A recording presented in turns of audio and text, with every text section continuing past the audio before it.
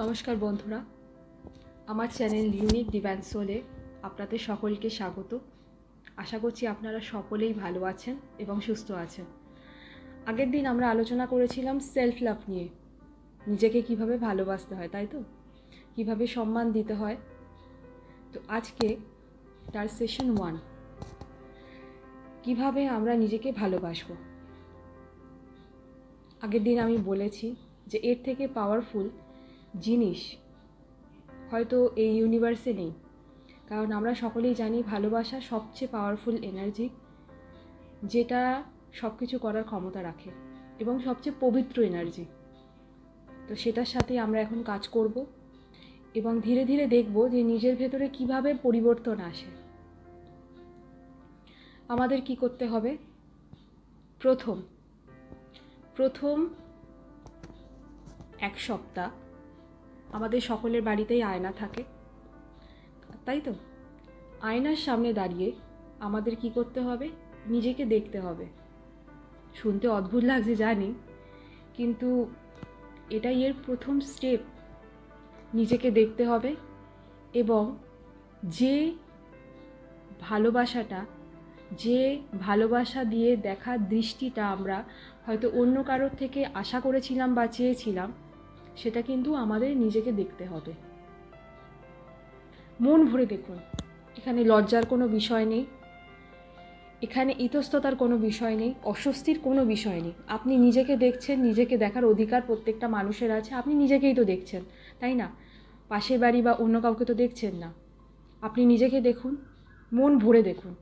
আপনি হয়তো চেয়েছিলেন যে আপনার প্রিয় মানুষ আপনাকে এইভাবে এই নজরে দেখুক। আপনার হয়তো হয় না, অনেক সময় আমরা কোথাও যাচ্ছি ঘুরতে, তো সেজেছি, তো আমরা আশা করি সামনের ব্যক্তি যাকে আমরা পছন্দ করি বা ভালোবাসি, তারা আমাকে বা আমাদের মন ভরে দেখুক এবং দেখে একটা কমেন্ট করুক যে ভালো লাগছে বা সুন্দর লাগছে বা কেমন লাগছে। সে ভালোবাসা দৃষ্টিভঙ্গিতে আমাদের দিকে দেখুক, কিন্তু সেটা হয়তো হয়ে ওঠে না, তাই না? তো সেই ভালোবাসার দৃষ্টি দিয়ে আপনাকে নিজেকে নিজে দেখতে হবে, মন ভরে দেখতে হবে, ভালোবাসা দিয়ে। সেকেন্ড কি করতে হবে? যে কমেন্টটা আপনি চেয়েছিলেন যে আপনার প্রিয় মানুষ আপনাকে করুক, কিন্তু সে করছে না, সেই কমেন্টটা আপনাকে নিজেকে নিজে করতে হবে। নিজেকে নিজে বলতে হবে যে তুমি সুন্দর, তুমি খুব সুন্দর, আমি তোমাকে ভালোবাসি, মন থেকে ভালোবাসি।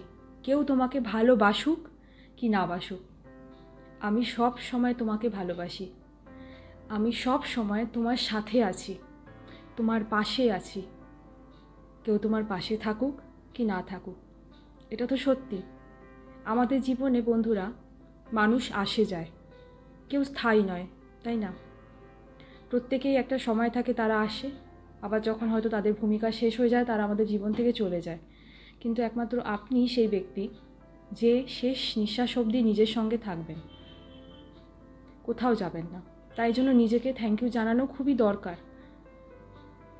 আপনি তাই নিজেকে থ্যাংক ইউ জানাবেন, বলবেন যে থ্যাংক ইউ, জীবনের আজ অবধি, এই উপস্থিতি অবধি আমার সঙ্গে থাকার জন্য, আমার পাশে থাকার জন্য, এবং আমি তোমাকে খুব ভালোবাসি।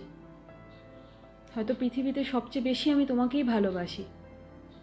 নিজের দিকে তাকিয়ে ভালোবাসার ভঙ্গিতে যতটা পারবেন ভালোবাসা দিয়ে, নিজেকে পরিপূর্ণ ভালোবাসা দিয়ে নিজেকে আয়নার সামনে দেখুন এবং এই কথাগুলো বলুন। বিশ্বাস করুন বন্ধুরা, এতটা ভালো লাগবে যে কি বলবো। কারণ এই কমেন্টগুলো আপনি হয়তো অন্য মানুষের থেকে শুনতে চেয়েছিলেন, কিন্তু কেউ কোনো দিন আপনাকে সেই কমেন্টটা করেনি। কিন্তু আপনার মনের ইচ্ছা আপনাকেই পূরণ করতে হবে, আপনাকে ভালোবাসায় নিজেকেই ভরাতে হবে। সেই দায়িত্বটা আপনার, অন্য কারোর কিন্তু নয়। সুতরাং এই কথাগুলো যখন আপনি নিজেকে নিজে বলবেন, যেগুলো আপনি অন্য কারোর থেকে শুনতে চেয়েছিলেন, ভেতরটা কিন্তু সত্যিকারে ভালোবাসায় ভরে উঠবে, একটা অদ্ভুত ভালো লাগা ভেতরে তৈরি হবে। এই জিনিসগুলো 1 সপ্তাহ, এই কটা কথা, এই কটা জিনিস আপনাকে 1 সপ্তাহ আয়নার সামনে দাঁড়িয়ে নিজেকে বলতে হবে। বেশিক্ষণ লাগবে না, খুব বেশি ধরলেও আমি ধরে নিচ্ছি 10 মিনিট, তার বেশি লাগবে না। 5 মিনিটেই হয়ে যাওয়ার কথা, কিন্তু খুব বেশি হলেও আমি 10 মিনিটে ধরে নিচ্ছি, এর বেশি লাগার কথা নয়। তো আজকে প্রথম সেশনটা এই অবধি। সবাই ভালো থাকবেন, সুস্থ থাকবেন। আমি সেকেন্ড পার্ট নিয়ে আসবো অবশ্যই। সেখানে আমরা নতুনভাবে অন্য একটা প্রসেস শিখব, কিভাবে নিজেকে ভালোবাসতে হয়। আর এই প্রসেসগুলো যদি আপনারা কন্টিনিউয়াসলি ফলো করেন, তাহলে নিজের মধ্যে অদ্ভুত একটা চেঞ্জ আপনারা নিজেরাই লক্ষ্য করবেন। সবসময় একটা হ্যাপিনেস ফিল করবেন। জীবন থেকে আক্ষেপ, অন্য থেকে না পাওয়ার যে দুঃখ, সেটা আশা করছি আপনারা ভুলে যাবেন, কারণ সেই ভালোবাসার জায়গাটা আপনি নিজে নিজেকে দিচ্ছেন। তো চলি বন্ধুরা, সবাই ভালো থাকবেন এবং সুস্থ থাকবেন।